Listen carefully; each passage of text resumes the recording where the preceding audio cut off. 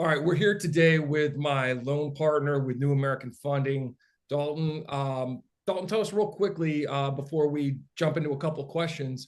Give us a little bit of your background in the industry. I got into the industry actually at the end of 2017. And I started out as actually a loan processor. So I got to learn all of the back ends of pretty much every single type of deal and loan program that you can imagine. I learned how to do all of the clerical stuff before I learned, how to become a loan officer and, kind of sell these kinds of programs and everything. So I have a little bit on the background on the backside, and then I know a lot about the sales part as well. So did that for about 2.5 years, and then I got my mortgage license in the end of roughly the end of 2019, beginning of 2020. So I have about 5 years in the sales portion of things, and throughout my career, I've done over the past 5 years, I've probably done heck 230 loans deals throughout those 5 years, which is quite a bit for that short amount of time being in the business. But I have a really good team behind me, so I'm able to kind of do that, do the front end, and then I'm able to hand some of those back end responsibilities off to my team, which without them, I wouldn't be able to do half of the stuff that I'm able to do and help out half the people that I'm able to help out. So, no, I love it. And it's pretty much been my life ever since. So you work with a lot of home buyers. What are a couple of the maybe more common questions that you hear from them?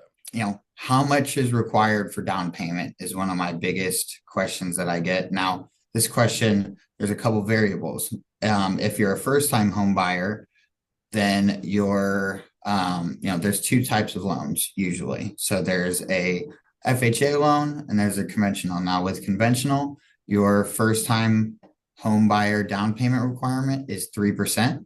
And with FHA, it is 3.5%. Usually, if you have a credit score below 700, you might want to lean towards an FHA loan because those interest rates are going to be better for that kind of credit score. Now, if you're above a 720 credit score, then you're definitely want to go with a conventional loan. Now, the other question that I get for this is what are the differences in these loan programs? With a FHA loan, you have that extra 0.5% for down payment that you have to bring if you're a first-time home buyer. And then also with FHA loans, you have what's called an upfront mortgage insurance premium, which can differ, between like $1,000 to $1,500. And with FHA, you have what's called mortgage insurance every month as well. You're going to have that mortgage insurance monthly for the life of the loan. Now, a conventional loan, once you pay, let's say the house is worth $100,000 and you get a loan for $90,000 for it. Once you pay that loan down to $80,000, which is 80% of the value of the home, your mortgage insurance will automatically drop off. That's really the main difference between FHA and conventional. So, and really it's great that you've got, experience in multiple capacities along the way in the loan process.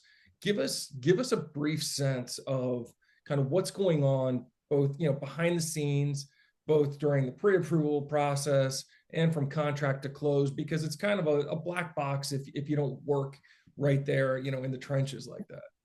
Absolutely, absolutely. So for the pre-approval process, this is when you're just starting to look for a home. I will send them my loan application for them to enter their information, which employment, how much money they have in their bank to use for down payment, stuff like that. Social, your date of birth.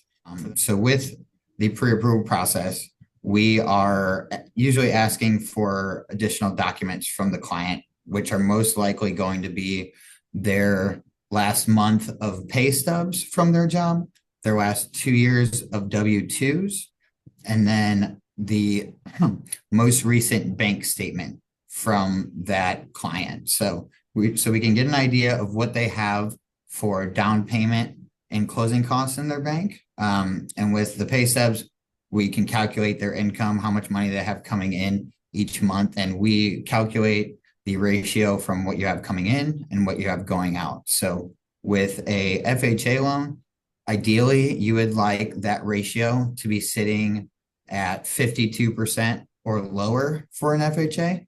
And then for conventional, you're going to want that percentage to be more around the 45% mark. We will send you a pre-approval letter, because without a pre-approval letter, I mean, I don't know any real estate agent that would take an offer on a home from a potential buyer seriously.